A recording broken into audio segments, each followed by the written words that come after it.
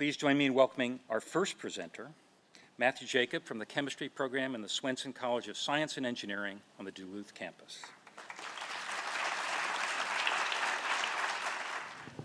She looked at her mom and asked, "Mom, could you please shave my head one last time before my chemotherapy starts?" Chemotherapy knocks you down before it knocks the cancer out. So here's the question. Can we make the treatment more effective and smarter with greater selectivity and fewer side effects? So I thought, what if I instead target the cancer cell's favorite energy source? The mitochondria, the powerhouse of the cell. Yes, the high school biology fact you thought you'll never use again, right?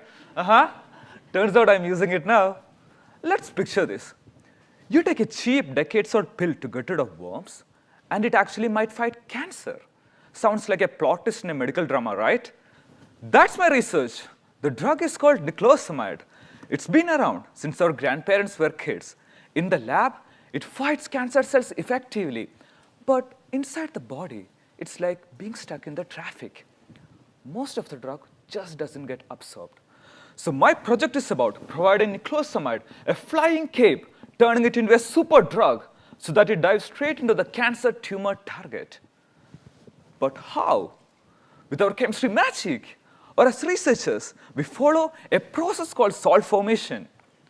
On its own, niclosamide is shy, it doesn't dissolve, and it won't mingle like the people who leave the party early. But if we pair it up with the right partner, boom, it suddenly becomes social, which is like providing niclosamide the VIP passport to get into the bloodstream. As part of this project, I have synthesized multiple different variations of the salt forms and tested its potency against 4 different cancer cell lines, and the results were genuinely exciting. Remember, this testing was done outside the body. Riding on that momentum, I moved inside the body. We injected our compound into mice to see how well they handle it. They were chill. No side effects, ate snacks, took naps, and lived their best moist life with no drama. Unlike my life. Now you might ask, why does this matter?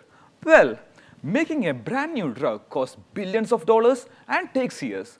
But if you repurpose a cheap existing drug, just by tweaking its form, could bring patients a faster and more affordable treatment. If you remember in the start, the daughter asked, "Mom, could you please shave my head one last time?" My research answers that be smarter and selective by giving an old drug a new life so that heads are shared by choice, like Vin Diesel, not by chemo. Thank you.